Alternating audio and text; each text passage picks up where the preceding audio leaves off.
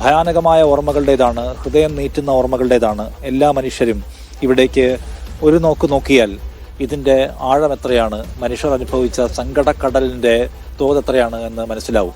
നമ്മൾ സംസാരിച്ചുകൊണ്ടിരുന്നത് മനുഷ്യരുടെ അതിജീവനത്തെക്കുറിച്ചാണ്. അതിജീവനത്തിൻ്റെ കഥകൾ നിശ്ചയമായും പ്രചോദനം നൽകുന്നതുമാണ്. ഞാനിവിടെ ഒരു സാരജിൻ്റെ കാര്യം, അദ്ദേഹം ചൂരൽമല ഹൈസ്കൂൾ റോഡിലെ വീടും ഉറ്റവരെയും എല്ലാം നഷ്ടപ്പെട്ട സാരജ് ഇന്നിപ്പോൾ IT മേഖലയിൽ ജോലി ചെയ്യുകയാണ്. അദ്ദേഹം ജീവിതം മുന്നെടുക്കാനുള്ള പരിശ്രമത്തിലാണ്. അന്ന് ഇവിടുത്തെ MLA, കൽപ്പറ്റ MLA T. സുദ്ദീഖിൻ്റെ ഇടപെടൽ മൂലമാണ് അദ്ദേഹത്തിന് ഒരു കമ്പനിയിൽ ജോലി കിട്ടുന്നത്. എന്നാൽ വീട് പോയി നഷ്ടപ്പെട്ടു, എവിടെയാണെന്ന് പോലും അതിൻ്റെ സ്ഥലം പോലും കണ്ടുപിടിക്കാൻ കഴിയാത്ത വിധമുണ്ടായ തകർച്ചയാണ് ഉണ്ടായത്. ഉറ്റവരെയും ഉടവരെയും എല്ലാം നഷ്ടപ്പെട്ടു. അനാഥത്വത്തിനിടയിലൂടെ അദ്ദേഹം ജീവിതത്തെ തിരിച്ചെടുക്കാൻ നടത്തുന്ന ശ്രമങ്ങളാണ്. കാണാം.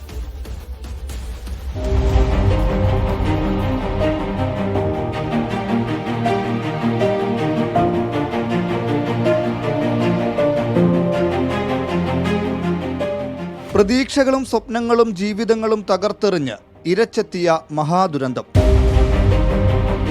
ആ രാത്രിയിൽ സാരജന്റെ വീട് പൂർണ്ണമായി ഉരുൾ വിഴുങ്ങി. അമ്മയും അച്ഛനും അനിയനും നിമിഷാർദ്ധം കൊണ്ട് ഓർമ്മയായ രാത്രിയിൽ സാരജ് MCA വിദ്യാർത്ഥിയായി പോണ്ടിച്ചേരിയിൽ. തൻ്റേതായി ഒന്നും ബാക്കിയില്ലാത്ത ദുരന്തഭൂമിയിലേക്ക് സാരജ് ഓടിയെത്തിയത് നെഞ്ചുലഞ്ഞ്. ഇൻസിഡൻറ്റ് നടക്കുന്ന സമയത്ത് ഞാൻ പോണ്ടിച്ചേരിയായിരുന്നു. ഞാൻ MCA പഠിച്ചുകൊണ്ടിരിക്കുകയായിരുന്നു. ആക്ച്വലി ആ ടൈം നടക്കുന്ന സമയത്ത് അച്ഛനും അമ്മയും അനിയനാണ് വീട്ടിലുണ്ടായിരുന്നത്. അൺഫോർച്യുനേറ്റ്ലി അവർ 3 പേരും മരിച്ചുപോയി, ഇൻസിഡൻറ്റിൽ മരിച്ചുപോയി. നെഞ്ച് തകർന്ന ഏതാനും ദിവസം ക്യാമ്പിൽ ജീവിതം. തളർന്നു പോകരുതെന്ന നല്ല മനുഷ്യരുടെ സ്നേഹവാത്സല്യങ്ങൾക്കൊടുവിൽ പഠനം പൂർത്തിയാക്കി 1 വർഷത്തിനിപ്പുറം മലബാർ ഗ്രൂപ്പിലെ ജീവനക്കാരനാണ് സാരജ്.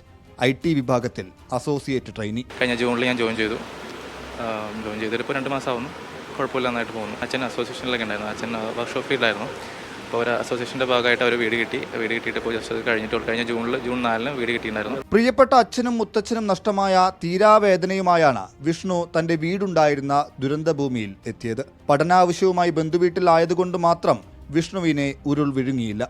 BTech പഠനം പൂർത്തിയാക്കി ഇപ്പോൾ സാരജിനൊപ്പം മലബാർ ഗ്രൂപ്പിൽ തന്നെ ജോലി. ഇത് നടന്നു, പിന്നെ ആകെ മെൻ്റലിയും ഭയങ്കര വീക്കായി പോയി ഞാൻ. അതൊക്കെ കഴിഞ്ഞിട്ട് പിന്നെ കോളേജിലോട്ട് പോയി. അപ്പോൾ ഫീസിൻ്റെ കുറച്ച് ഇഷ്യൂസും കാര്യങ്ങളൊക്കെ വന്നു. അപ്പോൾ അങ്ങനെയാണ് MLAൻ്റെ അവരെന്നെ വിളിക്കുന്നത്, ഇങ്ങനെ ഫീസ് ഉണ്ടോ അങ്ങനെ ചോദിച്ചു. അപ്പോൾ ഞാൻ എൻ്റെ കാര്യങ്ങളൊക്കെ അവരെ അറിയിച്ചു. അപ്പോൾ ഫീസിൻ്റെ കാര്യത്തിൽ അവർ ഇടപെട്ടു. ഇനിയിപ്പോൾ ഹയർ സ്റ്റഡീസ് വേണ്ട, ജോലിക്ക് കയറാമെന്ന്. അപ്പോൾ ഇവർ മലബാറായിട്ട് എനിക്കൊരു പ്ലേസ്മെൻറ്റ്, ഒരു ഇൻ്റർവ്യൂക്ക് ഒരു ഇത് തന്നു. അപ്പോൾ അങ്ങനെ വന്ന് ഇൻ്റർവ്യൂ അറ്റൻഡ് ചെയ്തു. ഞാൻ പോലും വിചാരിച്ചില്ല അവിടെ കിട്ടുമെന്ന്, പക്ഷേ ദൈവാനുഗ്രഹം കിട്ടി. മലബാർ ഗ്രൂപ്പ് ഉൾപ്പെടെ ബിസിനസ് രംഗത്തുള്ളവരുടെയും സന്നദ്ധ സംഘടനകളുടെയും വിദ്യാഭ്യാസ സ്ഥാപനങ്ങളുടെയും സഹകരണത്തോടെ T. സിദ്ദീഖ് MLA നടപ്പാക്കിയ പുനരധിവാസ പദ്ധതിയാണ് ഇരുവർക്കും തുണയായത്. ദുരന്തം നടന്ന ചൂരൽമല, മുണ്ടകൈ, പുത്തുമല ഈ മേഖലകളിലുള്ളതായിരിക്കുന്ന കുട്ടികൾ നാളുകളിലെ ഏറ്റവും ഉയർന്ന പൗരന്മാരായി മാറണം.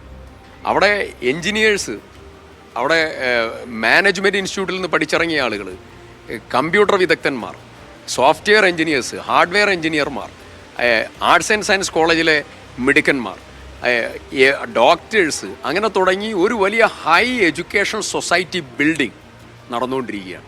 ഇതൊരു സൈലന്റ് റവല്യൂഷൻ.